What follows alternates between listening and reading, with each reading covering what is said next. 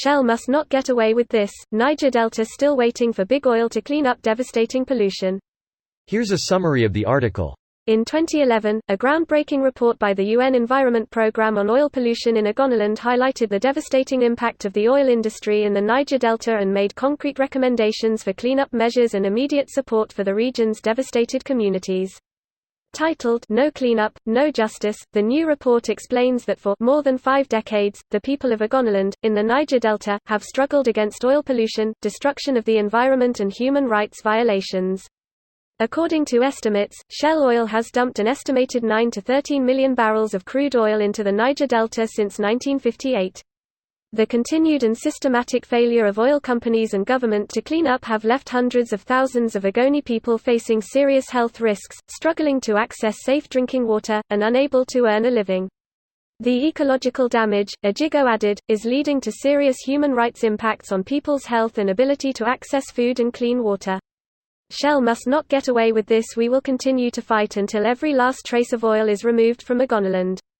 11 of 16 companies contracted for the cleanup are reported to have no registered expertise in oil pollution remediation or related areas.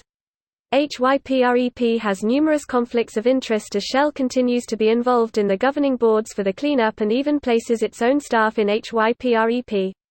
The report also lays out a set of demands for a rapid cleanup and funding for regional recovery, with chief responsibility for that effort aimed at the Nigerian government, Shell, and other governments mostly in Europe, home to other major oil companies operating in the Niger Delta. This post received a score of 47,000, with an upvote ratio of 95%. Here are the top comments in response to this article. Spoiler alert, they will. Edit, there's some really good information in these comments I'd implore you to investigate. An educated population is one to be feared. They always do. I encourage anyone reading this to look up Stephen Donziger. He's an attorney who got a huge settlement for the people of Ecuador after Chevron destroyed their land. Chevron flooded him with bullshit litigation and he's been under house arrest for nearly a year. Chevron still hasn't paid a cent of their judgment. There's only one thing to do with oil companies. Chevron was ordered to pay $18 billion in 2011 as a result of the contamination of indigenous land for oil extraction activities. Following the conclusion of the case, Chevron appealed the ruling, leading to a reduction in the fine to $9.5 billion. No money has been awarded, pending further appeals. So they actually had to pay? Probably not.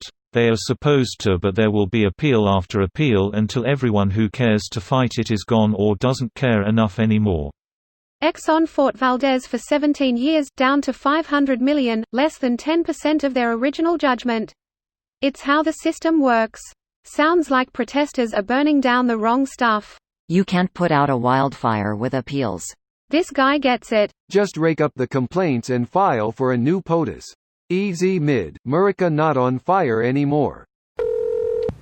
This is a pretty good clip from Vice on illegal refineries in Niger Delta. Video is blocked in the Netherlands. Edit, can't be accessed through Tor either. Funny how it's easier to buy drugs online than watch a news piece. Blocked in Germany. I suppose they block it in whole EU. It's blocked here in Norway too. Greece too. Australia too. LMAO. Blocked or they haven't made it available to us. I'm getting the latter. Vice content is weird because it's sold, syndicated so much. An EU TV station probably bought the rights so you can't watch for free on YouTube there. Fuck oil companies and specifically here, fuck Shell. Fuck BP. This isn't like the BP case. BP had to pay for the cleanup. Shell has to pay too. They just aren't. I think there's a distinction to be made about the locality as well. A spill in the Gulf of Mexico next to a first world country, better do what we can to save face and gain consumer confidence again. A spill in the Niger Delta surrounded by third world countries, it'll wash out eventually.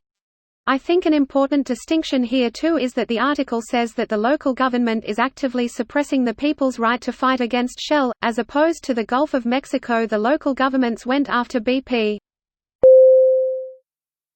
This video was automatically created by Reddit to speech.